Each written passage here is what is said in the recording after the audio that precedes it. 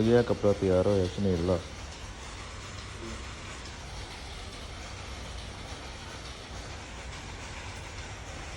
ਇਹ ਥਾਂ ਤਿਆਰ ਪਏ ਨੇ, ਹਲੇ ਰੰਗਾਈ ਹੋਣੇ ਨੇ ਸਾਰੇ, ਹਲੇ ਪੂਰਾ ਮਾਲ ਹੈ, ਰੰਗਾਈ ਹੋਣਾ।